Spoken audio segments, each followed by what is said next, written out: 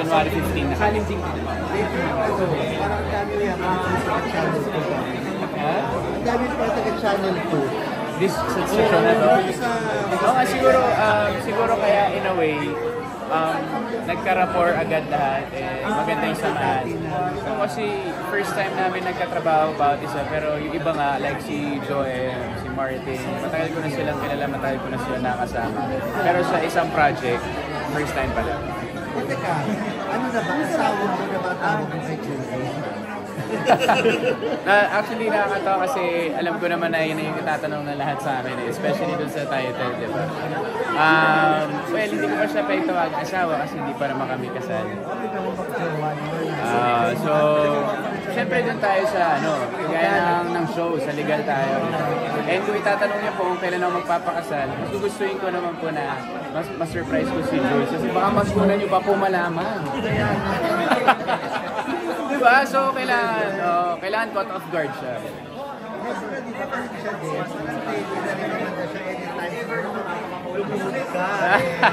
Kaya nga gusto ko, ako na lang yung pipili ng tamang oras para doon. Tsaka yung gusto ko yung ma-surprise siya ng todo. Kasi ibang level na yung relationship. Yes, ibang level. Sobrang secure, sobrang happy. Kitang-kita naman kung gaano ko siya kamahal. In God's perfect time. God's perfect. Pinaghahandaan na ba ninyo? Matagal na po ako naghahanda, actually. Isang po doon sa financial, kayo ba may Well, ever since naman po talaga, meron naman. joint savings? Meron naman. Kahit yung manager ko pag wala akong ipon. Join? Hindi. Wala pang ganun. Pag mag-asawa na. Pag mag-asawa na. Yeah, hindi naman namin parang dinideny na napag-usapan namin paminsan kasi like first of all ako 34 na po ako so hindi naman na I'm not getting any younger, doon na rin naman papunta ang lahat and alam naman ang lahat yun nga kung gaano ko siya kamahal and for me alam ko na si Julie na talaga yung gusto kong makasama ako. Nagkakasundo na kayo sa wedding stage? Kasi kahit na pagplanuhan ko yan at an early stage, marami pang changes yan. So, mas maganda siguro kapag sa tamang panahon na iplanuhin yung talagang specific na gusto. Frequently pong traditional? Oh yes, traditional. Yes. Same naman kami. Same kami na family values. Kaya siguro talagang rin kami. Meant for each other. Part talaga ng family, family gatherings. Yes. Especially sa amin, ang laki ng pamilya namin, di ba? So, tuwan-tuwa yung mga tito ko, yung mga pinsan ko pagka... Bakanta niyo siya? Yes. Siyempre, mga musikero lahat, kaya bilib na bilib sila, sobrang bilib na bilib sila sa husay ni Julie. Ano yung for what influence sa iyo ni Julie?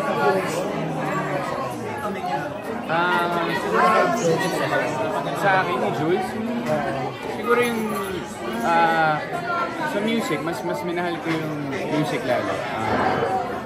Simula nung nagkakasama kami ni Julie sa mga prod numbers, up to now, parang mas na-unlock niya yung potential ko pagdating sa pagkanta. And now, I play instruments na rin also.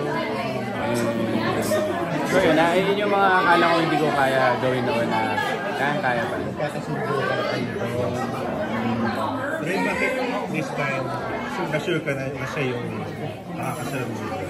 Samantala si Tita Miss para hindi ka sure. Kasi ano po parang lahat parang hindi siya mahirap sagutin yung tanong pero you'll know. And I know na it's her. Dumadating naman po ba na may tampuhan pa rin po ba or nagsiselosan pa rin? Wala nga, yung mga siguro kahit naman tanongin niyo si Jules, ang pinakatampuhan lang is pwede pong sumali po ako sa picture. Thank you po. Kasarin po. Ano yun? Saka nag-snap today? Hindi ko wala po alam, saan ba tayo nag-stop? Sabi ko, kahit pagtatanungin niyo si Jules, ang pinakatampo lang naman is minsan kasi mabagal talaga ako mag-reply. Kasi nga, syempre, gamer ako and hindi ko naman lagi hawak yung phone ko. Pero Pero ngayon, sanay na siya. Kasi nga kahit si Rojun, 4 times, 5 times ako tinatawagan sa isang araw, mabagal talaga ako sumagot sa lahat. Kumbaga hindi ako masyado ma-cellphone na tao. So yun lang naman yung mga simple things na, no? Pero wala yung talagang away, tampuhan. Kasi ang saya lang ng lahat. Pero hindi naman kayo na-apektuhan sa mga kwento. Yung sa hiwalayan, Ay, hindi naman. Well, dami nga no? Kaganapan ng oo, parang sunod-sunod yung mga pero hindi naman. Hindi kayo Iba naman, stronger. Hindi kayo nag-usap na, ang dami nangyayaring ganito. Tayo, dapat ganito tayo. Hindi naman po, kasi happy po kami. Like, wala naman kami nangangamba na sa mga, ano ba naman, mga gano'n. So, hindi dapat iniisip yung mga negative thoughts, especially pag nasa isang relationship. And everything happens for a reason naman, and si Lord naman lahat. If you put God in the center of your relationship, medyo matibay. Siya na, God sent us sa'yo. Hindi pa naman ganun katagal. Siguro sa akin na lang yung specific answer. Para medyo may konting mystery naman na sa amin lang ni Jules, diba? Pero, yeah, getting there, tumatagal naman. Ano Mga friends mo, may mga anak mo. Ikaw ba, Yung iba wala. hindi ka na rin maging daddy? Oo naman, kapag ilang years na lang din, di ba? Hindi ko naman gustong maging, hindi maging tatay. Diba? Dahil tuwan-tuwa ako sa mga pamangkin ko. Eventually, how many years from now, gusto ko rin magkaroon ng sarili kong pamilya. Marami na lang. Kung anong iupon ni Lord. At saka kung gaano karaming savings. Ray, ano yung outstanding quality ni Julie para sa'yo na talagang napamahal siya sa'yo? Sobrang lovable niya na tao. Napakabait, napakalambing, napaka-genuine, napakabuti ng puso. Buting anak, mabuting kapatid. For me, she's perfect. Siya yung wife material na hinahanap ng lahat ng kalalakihan. Napakaswerte ko kasi na Julie yun.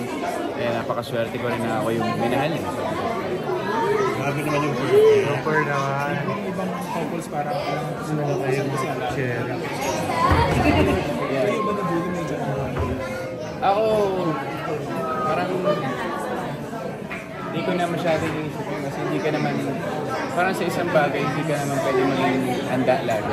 Especially kung ganyan yung mga questions and hindi kailangan magandaan. Hindi mo yan mapapaganda.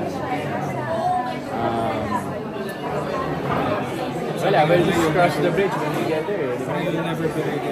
Never.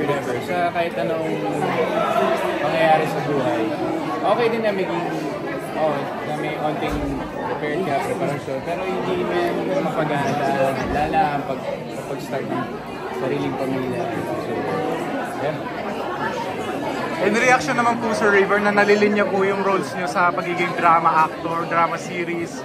Well, sobrang Challenging. Happy na ito rin yung blessed na thankful sa GMA Network kasi yun din yung parang may stretch ka bilang actor. Yes, and matagal ko naman ang pangarap yung kagaya na sabi ni Direk Loris na nandun ako sa Crossroads na gusto mo bang maging forever ka na lang raver cruise na magaling sumayaw Dancer, at entertainer, or gusto mo maging serious actor. And sinabi ko sa kanya straight na nag-audition ako na direct gusto ko pong makilala din na kasi love ko rin yung pag-aarte na gusto ko rin makilala ako na Raver Cruz na actor din naman. And thankful ako sa GMA Network, sa Sparkle kasi sila yung nag-aalay nun and kay Direk Luis ngayon sa pag-guide sa akin. Dahil masasabi ko na ito yung pinaka-challenging ko na role pagdating sa heavy drama. Kasi ang dami kong masyado akong masiyahin na tao eh. So, for me na para maging vulnerable and maging malalim na tao pagdating sa set is really challenging for me, pero happy ako kasi sa mga eksena na nagawa namin, maganda talaga. And kagaya nga ng sabi ni Direk Gina, pag si Direk Luis ang director mo, hindi naman lulusot sa kanya pag hindi maganda. And naniniwala ako kasi sa trailer nga ko na napanood, napaka-natural ng lahat. Para ako nanonood ng pelikula. And yung sinabi niya, kung paano niya ginawa ito is parang pelikula. Sobrang natural ng lahat, yung emosyon. Kaya sana mapanood ng mga tao dahil sigurado ako pag sinuportahan nila, mapapakapit sila sa emosyon ng mga artista at sa story ng asawa ng asawa ko. Kaya yun, malapit na. Ayun, sa January 15 na po, asawa ng asawa ko, panoorin niyo po 9:35 ng gabi sa GMA. Maraming salamat. GMA Prime kami, oh. Any dream role na lang, Sir River? Any dream role na lang? Dream role na hindi mo pa nagagawa? Siguro, Action? Yeah, pwede. Hindi ka pa nag-action, right? Oo, pwede ako mag-action soon. Or psycho, dark, ganun, contribute. Yeah, oh, pwede rin. Pwedeng dark roles, action, dark roles, and psycho, mga ganun. Yeah. Any chance of getting back sa gumawa ng single, ganun, collaboration with Julian after mag-ibig na kaya? May kasunod na ba? Wala pa sa ngayon, pero Plan. hopefully, and nandun naman yung music. Never naman mawawala yung music sa puso ko.